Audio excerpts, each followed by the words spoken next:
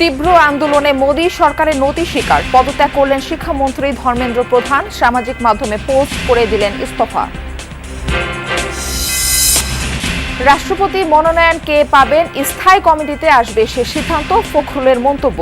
যাচাই বাছাই হবে মোহাম্মদ শাহাবুদ্দিনের বিরুদ্ধে থাকা মামলা, জানালেন আইনমন্ত্রী। এইটা যারা করেছেন কি উদ্দেশ্যে করেছেন, তাদের উদ্দেশ্য কি, সৎ উদ্দেশ্য না অসৎ উদ্দেশ্য, এগুলো দেখি। ল্যাব নেই অথচ স্বাস্থ্য কমপ্লেক্সে প্রতি বছর কেনা হচ্ছে পরীক্ষার রি-এজেন্ট। দেয়াল ঘেঁষে ডায়াগনস্টিক সেন্টার খুলে বসেছেন মোরেলগঞ্জের স্বাস্থ্য কর্মকর্তা। কামাল স্যারের টেস্ট করাইয়া এরপর যে এই সেলাইন মিলাইন হেরা দিয়েছে সব ডাক্তাররা, এই ডাক্তাররা। আমার ক্লিনিক না, আমার ক্লিনিক না, আমার ক্লিনিক না।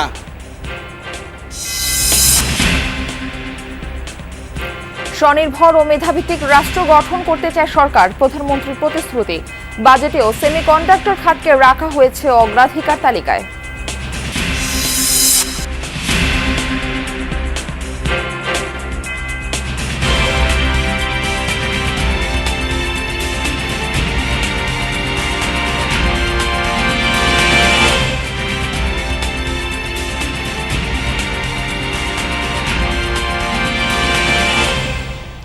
আমন্ত্রণ যমুনা নিউজে আপনাদের সঙ্গে থাকছি আমি মারফি রহমান। এতক্ষণ শিরোনাম দেখছিলেন। ভারতের শিক্ষার্থীদের আন্দোলনের মুখে অবশেষে নতি স্বীকার করল মোদী সরকার। পদত্যাগে বাধ্য হয়েছেন দেশটির কেন্দ্রীয় শিক্ষামন্ত্রী ধর্মেন্দ্র প্রধান। শনিবার পদত্যাগপত্র পাঠানোর ঘোষণা দেন ধর্মেন্দ্র প্রধান। সামাজিক মাধ্যমে পদত্যাগপত্রের ছবিও পোস্ট করেন তিনি। তার দাবি, দেশ বিরোধীরা যাতে শিক্ষার্থী আন্দোলনের ফায়দা লুটতে না পারে তা নিশ্চিত করতেই এই সিদ্ধান্ত। এদিকে শিক্ষামন্ত্রীর পদত্যাগের পর উল্লাসে মেতে ওঠে যন্তর মন্তরে অবস্থানরত আন্দোলনকারীরা। জনদাবির সামনে কোনো ক্ষমতাই চিরস্থায়ী নয় মন্তব্য করেন ককরোচ জনতা পার্টির প্রধান অভিজিৎ দীপক। শিক্ষামন্ত্রী পদত্যাগের পর এখন নিট পরীক্ষার কারণে আত্মহত্যা করা শিক্ষার্থীদের পরিবারের জন্য ক্ষতিপূরণ, সব মামলা প্রত্যাহার এবং হামলা চালানো আইনশৃঙ্খলা বাহিনীর ক্ষমা প্রার্থনার দাবি তুলেছে ককরোচ জনতা পার্টি। রাষ্ট্রপতির দায়িত্ব থেকে পদত্যাগের পর আজ কালের মধ্যেই গুলশানের নিজ বাসায় ফিরতে পারেন মোহাম্মদ শাহাবুদ্দিন। নির্ধারিত প্রোটোকল অনুযায়ী এখনও তিনি বঙ্গভবনে অবস্থান করছেন।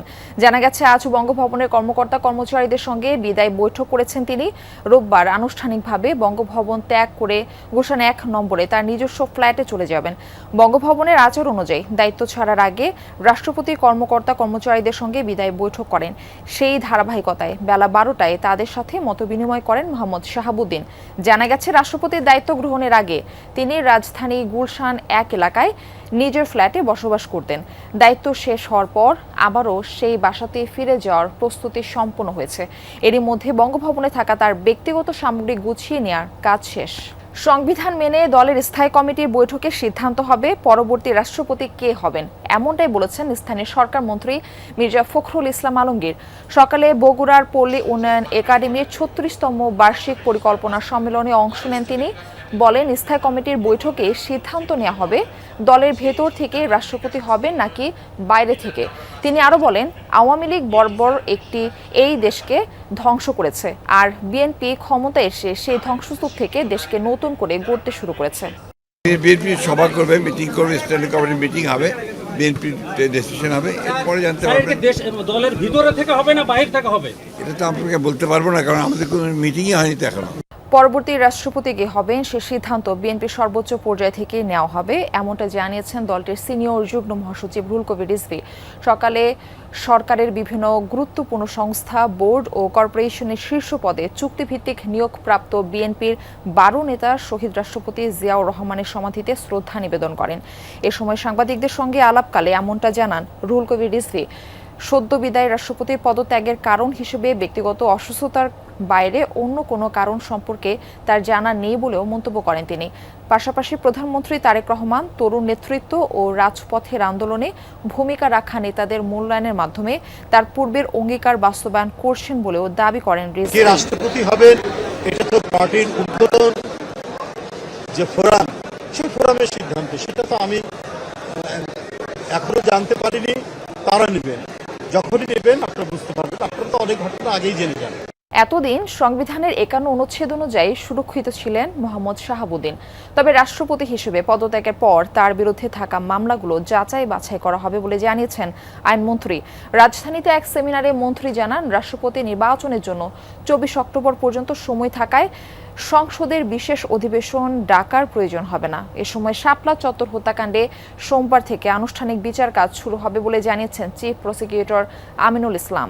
অসুস্থতার কথা উল্লেখ করে শুক্রবার রাষ্ট্রপতি মোহাম্মদ শাহাবুদ্দিন পদত্যাগ করার পর এ নিয়ে দেশ জুড়ে আলোচনা তুঙ্গে। কে হবেন পরবর্তী রাষ্ট্রপতি, কবে ঘোষণা আসবে নতুন রাষ্ট্রপতির নাম, তা নিয়ে আলোচনা ও চুলচেরা বিশ্লেষণ চলছে। তবে এবার এ নিয়ে মুখ খুলেছেন আইনমন্ত্রী মোহাম্মদ আসাদুজ্জামান। বাংলাদেশের চরিত্র বদলে দেয় সেরকম। শনিবার সকালে রাজধানীর সিরডাপ মিলনায়তনে মানবাধিকার লঙ্ঘন এবং ভুক্তভোগীদের ন্যায় বিচার প্রাপ্তি বিষয়ক সেমিনারে বিশেষ অতিথি ছিলেন আইনমন্ত্রী। সেখানে সাংবাদিকদের এক প্রশ্নের জবাবে তিনি বলেন, সংবিধান অনুযায়ী রাষ্ট্রপতি পদ শূন্য হওয়ার ৯০ দিনের মধ্যে নতুন রাষ্ট্রপতি নির্বাচন করতে হবে। জানান, রাষ্ট্রপতি থাকাকালীন সংবিধানের ৫১ অনুচ্ছেদ অনুযায়ী সুরক্ষিত ছিলেন মোহাম্মদ শাহাবুদ্দিন।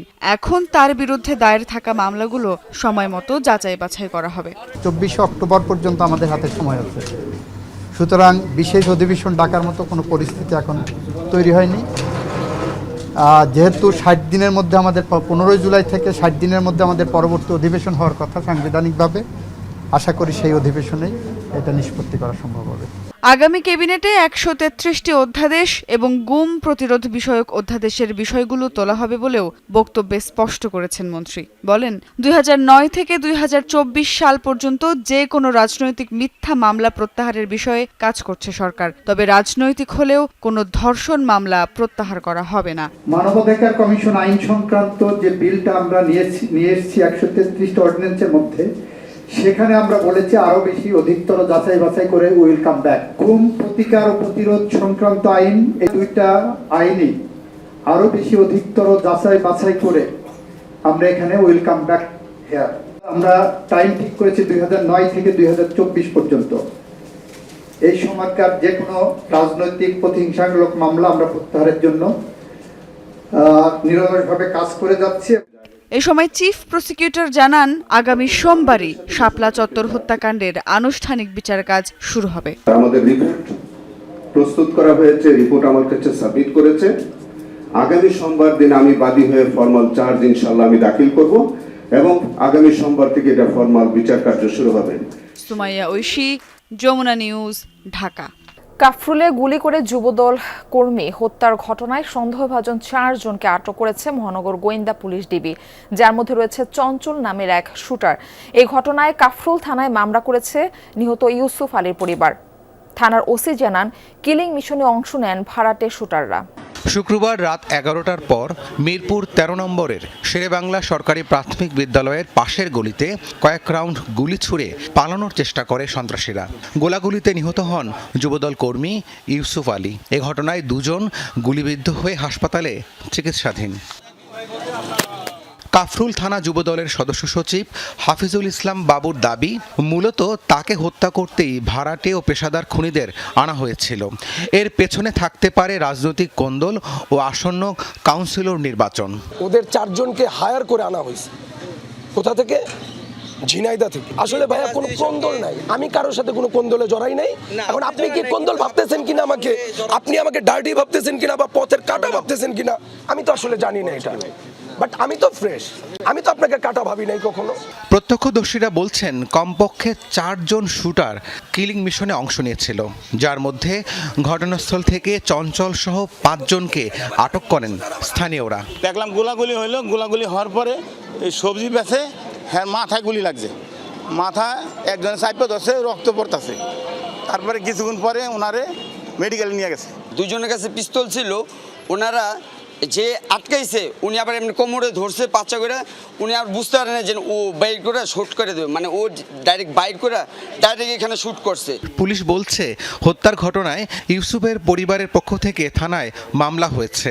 পেশাদার কিলার হয়তো কারো পক্ষ হয়ে কাজটা করে থাকতে পারে, যেহেতু অনেক ধরনের তথ্য আমাদের কাছে আসতেছে, আমরা এগুলো তদন্ত করতেছি। হত্যার ঘটনাটা কি, কেন গোলাগুলিটা হয়েছে, এই বিষয়টা আমরা পরিষ্কার হইতে পারি না। এদিকে ঘটনার পর ফেসবুকে দেয়া এক পোস্টকে কেন্দ্র করে আবির নামে এক ছাত্রদল নেতাকে পিটিয়ে থানায় সোপর্দ করেছে যুবদলের নেতাকর্মীরা। আবির কাফরুল থানা যুবদলের যুগ্ম আহ্বায়ক সাব্বির দেওয়ান জনির রাজনীতির সঙ্গে যুক্ত। সকালবেলা বাসা থেকে ডেকে নিয়ে হাতুড়ি দিয়ে পিটিয়ে হাত পাও ভেঙে নির্মমভাবে এই থানায় দিয়ে গেছে। রাব্বি সিদ্দিকী, যমুনা নিউজ, ঢাকা। কোনো ধরনের টেস্ট পরীক্ষা হয় না সরকারি এক স্বাস্থ্য কমপ্লেক্সে, এমনকি ল্যাবের সরঞ্জামও সব নেই। অথচ বছর বছর কেনা হয়েছে পরীক্ষার রিএজেন্ট। হাসপাতালে বন্ধ অপারেশন থিয়েটারও নিয়ম নীতি তোয়াক্কা না করে হাসপাতালের সীমানা প্রাচীর ঘেঁষেই ব্যক্তিগত ডায়াগনস্টিক সেন্টার খুলেছেন উপজেলা স্বাস্থ্য কর্মকর্তা। সেখানেই হয় রোগ নির্ণয়ের পরীক্ষা। বলছি মোরেলগঞ্জ উপজেলা স্বাস্থ্য কমপ্লেক্সের কথা। বাগেরহাট ঘুরে এসে রিপোর্ট করেছেন সহকর্মী হাসান মিসবাহ, ছবি তুলেছেন জিহাদ ইসলাম, সঙ্গে ছিলেন বাগেরহাটের সহকর্মী ইয়ামিন আলী। ৫ লাখ মানুষের উপজেলা মোরেলগঞ্জ, ১৬টি ইউনিয়ন ও একটি পৌরসভার মানুষের স্বাস্থ্যসেবার দায়িত্ব এই স্বাস্থ্য কমপ্লেক্সের উপর। হাসপাতালের দ্বিতীয় তলায় একটি কক্ষে লেখা স্যানিটারি ইন্সপেক্টর। তালা খুলে ভেতরে গিয়ে দেখা গেল ল্যাবের কিছু যন্ত্রপাতি। ছোট্ট এই কক্ষেই ল্যাব বসানোর প্রস্তুতি চলছে। এখানে হাসপাতালে একটা ল্যাব অবশ্যই দরকার, এবং ল্যাব যখন ছিল মানুষ অনেক উপকৃত হয়েছে, এখন হয়তো সে থেকে মানুষের সুবিধা থেকে বঞ্চিত হচ্ছে। ল্যাব না থাকলেও হাসপাতালের ফ্রিজে পাওয়া গেল কিছু রিএজেন্ট। কোনোটির মেয়াদ প্রায় শেষ, আর কিছু নতুন কেনা। খোঁজ নিয়ে দেখা গেল সবশেষ 2,43,000 টাকার রিএজেন্ট কেনা হয়েছে।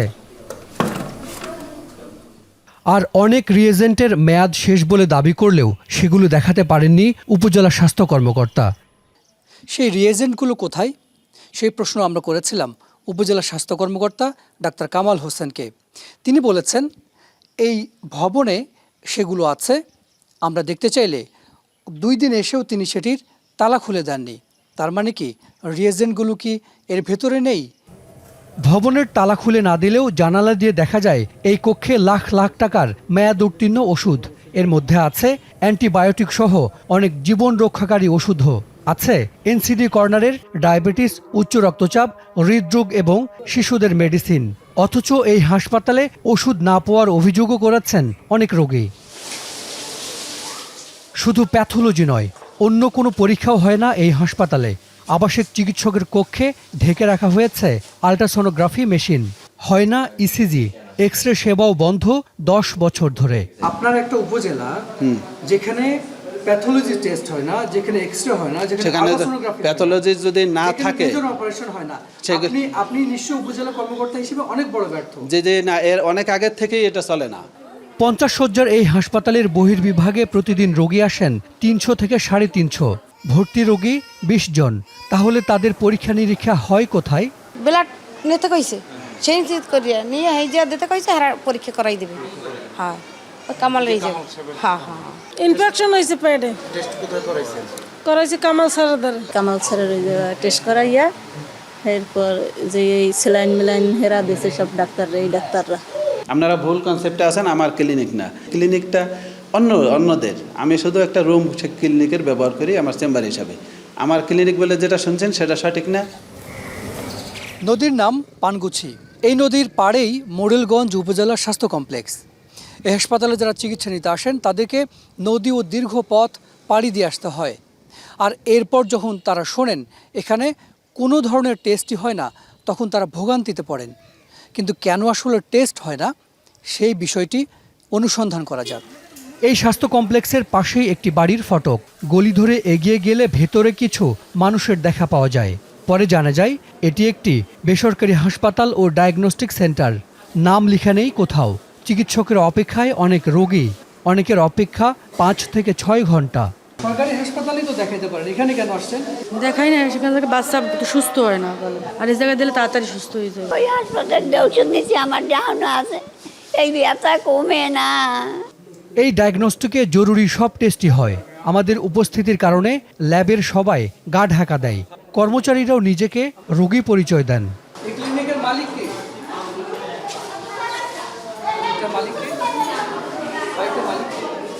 আমরা রোগী, আমরা মালিক জানি।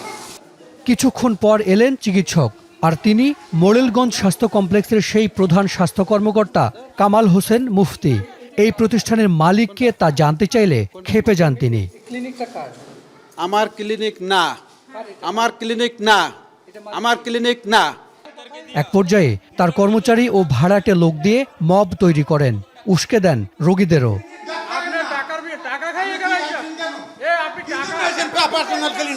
দেখেন এই ব্যক্তি সরকারি কমিউনিটি ক্লিনিকের স্বাস্থ্য সহকারী ফারুক হোসেন।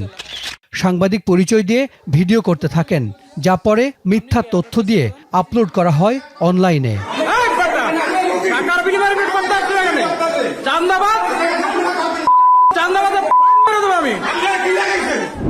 জানা যায় এই প্রতিষ্ঠানের নাম family health clinic and diagnostic centre. নিজেকে আড়াল করতেই লাইসেন্স করা হয়েছে ডাক্তার কামালের ভাই জাকির হোসেন মুফতির নামে। তবে ফোন নম্বর ও ইমেইল অ্যাড্রেস দেওয়া হয়েছে ডাক্তার কামালের। লাইসেন্সের মেয়াদ শেষ হয়েছে 2 বছর আগে। আমার সাথে ওর যখন ডিভোর্স হয়ে গেল দেন এই জন্যে ও ভাইয়ের নামে দিছে, বাট হওয়ার কথা ছিল আমার নামে। ওরা ছিল 3 ভাই, বড় ভাই মারা গেছে, উনি জাকির হোসেন মেজো ভাই, আর ডাক্তার কামাল হচ্ছে ছোট ভাই। একটি উপজেলায় অবৈধ হাসপাতাল ডায়াগনস্টিক আছে কিনা তা দেখার অন্যতম দায়িত্ব উপজেলা স্বাস্থ্য কর্মকর্তার, কিন্তু উপজেলা স্বাস্থ্য কর্মকর্তার নিজের প্রতিষ্ঠানেরই লাইসেন্সের মেয়াদ নেই। কাগজপত্র যদি সঠিক না থাকে এটা আমরা তদন্ত করে দেখব এবং আমরা ব্যবস্থা নেব। শুনেছি উনি অফিসকালীন সময় প্র্যাকটিস করেন এবং ওনার MSR এর মালামাল কিনা নিয়েও কিছু ঝামেলা থাকতে পারে। এখানেই শেষ নয়, ডাক্তার কামালের বিরুদ্ধে অভিযোগ হাসপাতালের কোয়ার্টারে বসেই 400 টাকা ভিজিট নিয়ে রোগী দেখতেন, অস্ত্রোপচার করেও নিতেন টাকা। কটায় রুগী আসতো? সকাল 6টা থেকে ও রুগী দেখতো 10টা পর্যন্ত। তো 10টার সময় তো অফিসে যেতে হবে, তখন কি করতো, যারা মনে করেন যে টাকা দিয়ে দিছে প্রেসক্রিপশনগুলো নিয়ে হসপিটালে যে ওগুলো ছেড়ে দিত। আর ওখানেও যদি হসপিটালেও যদি রুগী দেখাইতে চাইতো, তারা ওই যে পিওনের কাছে টাকা দিয়ে ডাক্তারের কাছ থেকে ওষুধ নিয়ে চলে যেত। আমরা প্রথম যাইয়ে হসপিটালে পাইছি, ওনারে সরকারি হসপিটালে পাইছি, এই জায়গায় ভিজিট দিয়ে আমরা দেখাইছি। কত ভিজিট? 400 টাকা ভিজিট। কইছে একটাই অপারেশন হইবে, এ জায়গায় আমার অপারেশন 3টাই করছে, 1500 টাকা লাগছে। হসপিটালে ভর্তি দিয়েছে, কোনো ওষুধ সাপ্লাই নেই। তারপর শুনলাম যে কামাল স্যার 600 টাকা ভিজিট নিয়ে 2টার সময় দেখবে। কোথায় দেখে? এই যে তার বাসার দোতলায়। দোতলায় নাকি, আমি তো আসিনি কখনো। আমরা অনেক রোগীর দেখা পেয়েছি যে রোগীরা এই পথ ধরে এই ভবনটিতে যান, যেটি এই স্বাস্থ্য কমপ্লেক্সের একটি কক্ষ। এই স্বাস্থ্য কমপ্লেক্সের ডাক্তার কামাল হোসেন তিনি এখানে বসেন।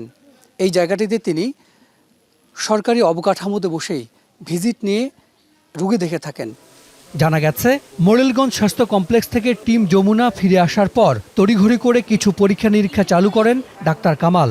সেগুলো আবার কিছু গণমাধ্যমে ফলাও করে প্রচারও করেন। প্রশ্ন উঠেছে, তাহলে সেই পরীক্ষা আগে কেন তিনি চালু করেননি? হাসান মিসবাহ, যমুনা নিউজ, মোরেলগঞ্জ, বাগেরহাট। এদিকে বাগেরহাটের মোরেলগঞ্জ উপজেলা স্বাস্থ্য কমপ্লেক্সে আকস্মিক সফর করেছেন স্বাস্থ্যমন্ত্রী সরদার মোহাম্মদ সাখাওয়াত হোসেন। সকাল 11টায় স্বাস্থ্য কমপ্লেক্সে প্রবেশ করেন মন্ত্রী, জেলা প্রশাসক, পুলিশ সুপার সহ বিভিন্ন পর্যায়ের কর্মকর্তারা। এ সময় হাসপাতালের বিভিন্ন ওয়ার্ড, উপজেলা স্বাস্থ্য কর্মকর্তার কক্ষ, বাসভবন, স্টোর রুম ও উপজেলা স্বাস্থ্য কর্মকর্তা কামাল হোসেন মুফতি পরিচালিত বেসরকারি ক্লিনিক পরিদর্শন করেন তিনি। এ সময় হাসপাতালের বিভিন্ন পরিত্যক্ত ভবন, এমনকি শৌচাগারে মেয়াদোত্তীর্ণ ঔষধের স্তূপ পাওয়া যায়। এছাড়া চিকিৎসকদের স্বেচ্ছাচারিতা, হাসপাতালের সেবা না দিয়ে ক্লিনিকে রোগী দেখা সহ নানা অনিয়মের প্রমাণ পাওয়া যায়। অনিয়ম ও স্বেচ্ছাচারিতার বিষয়ে ঢাকায় ফিরে ব্যবস্থা নেওয়া হবে বলেও জানিয়েছেন স্বাস্থ্যমন্ত্রী। অতীতের উদাহরণ দিয়ে লাভ নেই, সারা বাংলাদেশের স্বাস্থ্য সেবাটা আমরা মানুষের ঘরে ঘরে পৌঁছে দিতে চাই। আমরা চাই না কোনো মানুষ বিনা চিকিৎসা মারা যায়। আমরা চাই আমাদের গরিব, নিরীহ, মেহনতি মানুষগুলি আমাদের যতটুকু ফ্যাসিলিটিজ আছে তার ভিতরে তারা সেবা পায়। কৃত্রিম বুদ্ধিমত্তাকে ব্যবহারে জটিল জ্ঞান আয়ত্ত করতে না পারলে তা বুমারাং হতে পারে, এ মন্তব্য করেছেন তথ্যমন্ত্রী জহির উদ্দিন স্বপন। তিনি বলেন, এআইয়ের ব্যবহার এবং সেই জটিলতা জ্ঞান অর্জনে সবচেয়ে বড় চ্যালেঞ্জ। সকালে রাজধানীর একটি হোটেলে গ্লোবাল কনফারেন্স এআই লিডারশিপ এবং ফ্ল্যাগশিপ প্রেস্টিজ অ্যাওয়ার্ডের উদ্বোধন করেন তথ্যমন্ত্রী জহিরুদ্দিন স্বপন। আয়োজনে তিনি বলেন, যৌথভাবে শিক্ষা ও তথ্য ব্যবস্থাপনায় এআইকে বন্ধু হিসেবে কাজে লাগানো গেলে দেশ আরও এগিয়ে যাবে। এমনটা প্রত্যাশা করে তথ্যমন্ত্রী এআই নিয়ে নতুন উদ্ভাবনের তাগিদ দেন। মন্ত্রী বলেন, এআই নিয়ে নতুন উদ্ভাবন ও উদ্যোগ দরকার। বলেন, বিজ্ঞান শিক্ষাসহ নানা গবেষণাতেও ভূমিকা রাখতে পারে কৃত্রিম বুদ্ধিমত্তা। স্বনির্ভর, প্রযুক্তি নির্ভর ও মেধাভিত্তিক রাষ্ট্র গঠন করতে চায় সরকার। ন্যাশনাল সেমিকন্ডাক্টর সিম্পোজিয়াম ও বিয়ার সামিটের উদ্বোধন ঘোষণা করে প্রধানমন্ত্রী তারেক রহমান বলেন, পোশাক শিল্পের পর প্রযুক্তি খাতে হতে পারে দেশের আরেকটি সম্ভাবনাময় অর্থনৈতিক গন্তব্য। এজন্য উদ্ভাবনী জনশক্তির জন্য বছরে 500 কোটি টাকা অনুদান দেওয়ার ঘোষণা দেন সরকার প্রধান। জানান, এই খাতকে এগিয়ে নিতে শুল্ক প্রত্যাহার সহ সরকার নানা উদ্যোগ নিয়েছে। সেমিকন্ডাক্টর এবং এই যে বেয়ার যে খাত, যে ডিপ টেক, রাজধানীর নব থিয়েটারে আয়োজন করা হয় ন্যাশনাল সেমিকন্ডাক্টর সিম্পোজিয়াম ও বিয়ার সামিট। 2 দিন ব্যাপী এই আয়োজনে অংশ নেয় দেশ বিদেশি বেশ কিছু প্রতিষ্ঠান, যেখানে প্রযুক্তি নির্ভর আগামীর বিশ্ব, বাংলাদেশের অবস্থান ও প্রযুক্তি নির্ভর অর্থনীতি নিয়ে আলোচনা হয়। জনাব তারেক রহমান এমপি মহোদয়কে অনুষ্ঠানে যোগ দেন প্রধানমন্ত্রী তারেক রহমান। বলেন, 2030 সালে 1 ট্রিলিয়নের অর্থনীতিতে পৌঁছাবে সেমিকন্ডাক্টরের খাত। সেই বাজারে প্রবেশে বাংলাদেশের রয়েছে অপার সম্ভাবনা। বাংলাদেশ বর্তমানে কৃষি, পোশাক শিল্প, প্রবাসী আয় এবং ডিজিটাল সেবায় সফলতা দেখিয়েছে। আমাদের মেধাবী, তারুণ্য, দক্ষ এবং উদ্যমী জনশক্তির উদ্ভাবনী শক্তির উপরে ভর করে পোশাক শিল্পের পরে, যেটি আমি দৃঢ়ভাবে বিশ্বাস করি, পোশাক শিল্পের পরে সেমিকন্ডাক্টর শিল্পই হতে পারে বাংলাদেশের জন্য আরেকটি সম্ভাবনায় অর্থনৈতিক গন্তব্য। প্রায় 3000-এর বেশি পেশাজীবী বিশ্বের বিভিন্ন দেশে প্রযুক্তি খাতে কাজ করছে জানিয়ে প্রধানমন্ত্রী তারেক রহমান বিশ্ব স্বীকৃত সেই মেধাবীদের বাংলাদেশের সমৃদ্ধির পথে গভীরভাবে যুক্ত হওয়ার আহ্বান জানান। প্রবাসে বিশ্ব স্বীকৃত এই সব মেধাবীদেরকে বাংলাদেশের সমৃদ্ধির পথে আরও গভীরভাবে যুক্ত করার ব্যাপারে সরকারি বেসরকারি পর্যায় থেকে উদ্যোগ নেওয়া অত্যন্ত জরুরি। আপনাদের সাথে একই সাথে বর্তমান সরকার এমন একটা বাংলাদেশ গড়তে চায়, যে বাংলাদেশটি হবে স্বনির্ভর, সমৃদ্ধ এবং প্রযুক্তি নির্ভর। এ সময় সেমিকন্ডাক্টর খাত নিয়ে সরকারের পরিকল্পনা তুলে ধরেন প্রধানমন্ত্রী। জানান, এই খাতের জন্য সরকার বিনিয়োগ বান্ধব নীতি, কর ছাড় ও অবকাঠামো নির্মাণের উদ্যোগ নিয়েছে। সেমিকন্ডাক্টর শিল্প তৈরির সকল কাঁচামালের উপরে সব ধরনের ট্যাক্স বা শুল্ক প্রত্যাহার করা হয়েছে। সেমিকন্ডাক্টর ডিজাইন সার্ভিসে রফতানি আয়ের উপরে নগদ ইনসেন্টিভ বা প্রণোদনা চালুর উদ্যোগও নেওয়া হয়েছে। একই সঙ্গে নতুন উদ্যোক্তা উদ্ভাবন বাস্তবায়নের জন্য সরকার প্রথমবারের মতন বছরে 500 কোটি টাকার স্টার্ট আপ অনুদানও রেখেছে। পরে সামিটের উদ্বোধন ঘোষণা করেন প্রধানমন্ত্রী তারেক রহমান। ঘুরে দেখেন বিভিন্ন স্টল। আরিফিন শাকিল, যমুনা নিউজ, ঢাকা। আজও রাজধানীর অধিকাংশ সিএনজি ফিলিং স্টেশনে গ্যাস না থাকায় চরম ভোগান্তিতে পড়েছেন চালকরা। বিভিন্ন স্টেশনে ঝুলছে গ্যাস নেই সাইনবোর্ড, কোথাও ঘন্টার পর ঘন্টা অপেক্ষা করেও মিলছে না গ্যাস। আবার যেসব পাম্পে সরবরাহ রয়েছে সেখানেও চাপ কম থাকায় দীর্ঘ লাইনে দাঁড়িয়ে থাকতে হচ্ছে চালকদের। তাদের অভিযোগ, গ্যাস সংকটে গাড়ি চালানো ও যাত্রী পরিবহন ব্যাহত হওয়ায় আয় কমে গেছে। অন্যদিকে ফিলিং স্টেশন কর্তৃপক্ষ বলছে, কয়েকদিন ধরেই স্বাভাবিক নেই গ্যাস সরবরাহ, ফলে গ্রাহকদের প্রয়োজনীয় সেবা দিতে হিমশিম খেতে হচ্ছে। মিনিমাম থাকতো, এখন 100-120-এ ঠেকে রয়েছে।